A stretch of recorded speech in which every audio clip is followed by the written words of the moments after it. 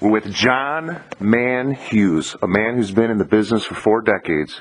Now, you're based down in Mississippi, you said, outside of Jackson. Is that right, John? Yeah, I'm in Forest, Mississippi. Okay, so... A little small place. Let's just start. Let's go back 4 decades now. You second generation or third generation horseman? Third, I guess. Okay, so your grandfather started you out in the business back in the day? Well, yeah, I've been riding horses and stuff for a long time. So you're familiar with a gentleman by the name of Rashawn Trigg? Oh, yeah, I know Rashawn pretty well. Okay, so what's the, you know, they say you're like the Godfather.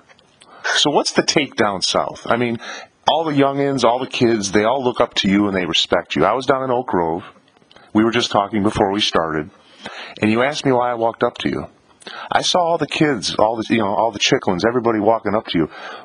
What is it about Southern racing? What is it about, like right now you guys are training down babies. What is it about Southern racing that people don't know about? Can you enlighten us? Yeah, man. I mean, people don't know when a horse can leave Mississippi, it can be anything because we work so hard at what we do. And down here, bragging rights overrules any money you can make.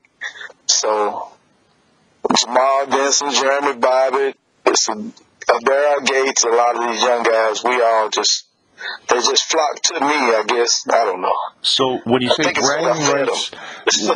bragging rights, is that more like the old school harness racing and like the Amish racing? Yes, the old school harness racing, like when we go to Cooper Downs or Johnny Baldwin's or Philadelphia to the Neshoba County Fair area, man, it's more about bragging rights. I mean, these guys want to take these horses and really prove themselves down here. Now, I have been down south. I've been down to Spence's farm down in, Bolivar, Tennessee, but I've never made it down to one of the shows.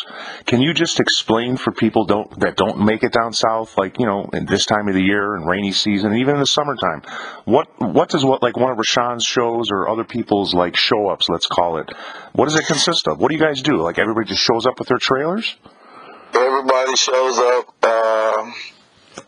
We grudge race. I mean, it's like some of the best horses go last and 2-year-olds go first, and you have people all week on Facebook calling each other out, but it's all fun, and everybody's barbecuing, cooking some kind of turkey neck pot or whatever the case may be, and at the end of the day, you might have a blues show or, blues singers, like a small concert. It's just all fun.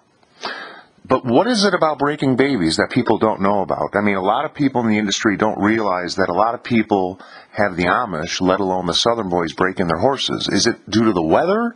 Is it due to the way that you guys break the horses? I mean, what's your angle on that? The weather is always it's never just cold like up north.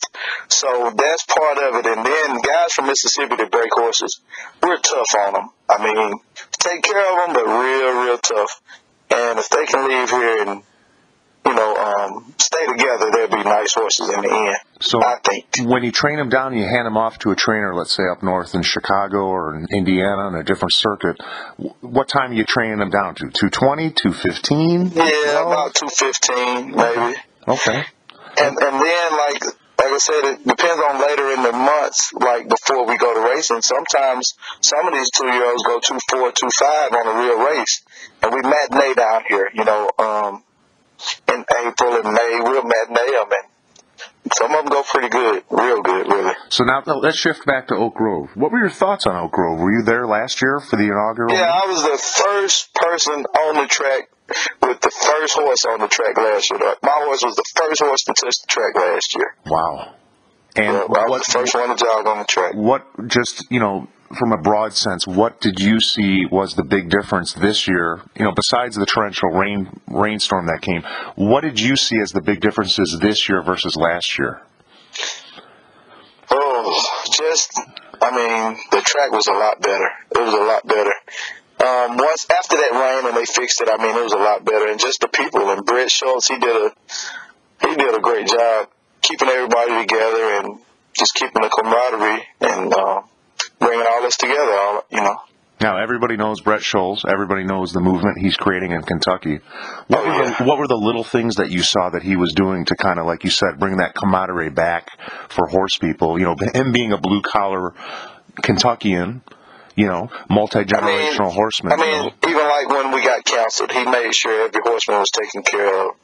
He made sure that at the hotel rooms, the hotel stays, we had the horseman rates, you know, just to help us out as we stay there. I mean, he made sure sawdust was there, or shavings, or some people call it. I mean, he was just pretty good about everything. He treated everybody fair, and we had a good time. And then what about the KHA? I've been told, and I'm learning now that there's two organizations. You know, Gabe Prewitt's actually moving forward in the industry with his organization. He's stepping away, but the KHA is a little bit different. You know, what do you see with that movement with almost 400 members? Yeah, Gabe did a good job when he come about with that, and it protects some of us, the smaller horsemen. You know, they don't have those 47 pacers, and it just gives us something to look forward to in the end. You know, with the bonus program, and I mean, it just helps out all horsemen a lot. It's very, very, very beneficial if you just pay into your KHHA, and I mean, it helps out with everything. With the drivers with their bikes, the trainers with their horses, I mean, everything. Now, you're saying the KHHA. What about the new organization, the KHA? I've been told that there's free membership, they're doing free vet checks, and they're doing discounted scopes. What's your take on all that? That's a wonderful thing.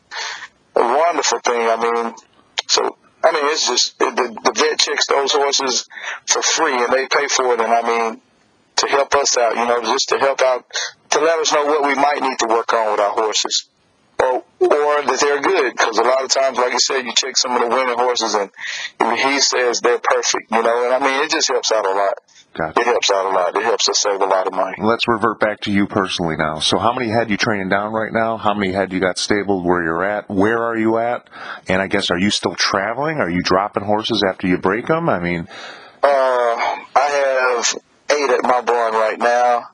And I just gave them a little downtime right now because they've been racing so hard at Oak Grove. So just really not a lot right now. And I'm in Forest, Mississippi. I have my own barn. I don't share a barn with anybody. I have my own little stable.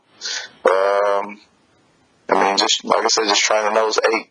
But I'll give them some time off because they race hard at Oak Grove this year. So they race hard all year. So the 8 head you have right now are yours, you know. You own them, you know, outright. Well, you're not. 5 of them are mine, and 3 of them belong to one of my friends in Texas. Okay, so you're not breaking any down for anybody else this season. No, not right now. Or not at the moment. So somebody can listen in. They can get in touch with you via social media or network. They can get your number. Yeah, I would love for them to hit me up. I'm always available because this is what I do now in my extra time because I'm retired from the Army. Exactly. I've been told you did 3 tours in Afghanistan. Is that true? Yeah, in Iraq. Oh, in Iraq.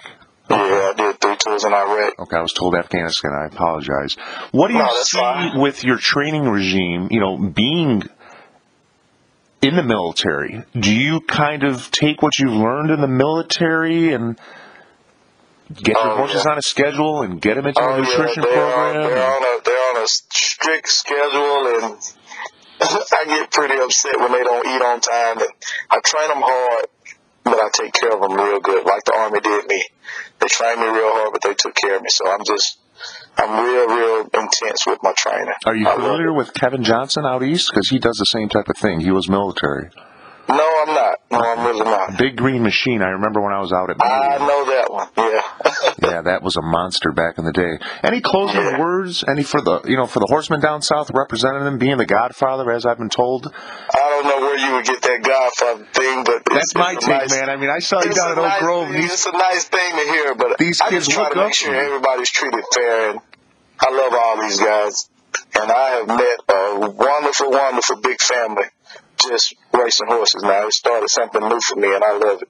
What are your plans for 2021? Are you going to be down in Corbin, Red Mile? You going to go back to Oak Grove? I want to go to Hawthorne and then Red Mile and stuff, but I just want to do good for me and my family. That's it. There you go. Well, we got him. 3rd generation horseman, John Hughes.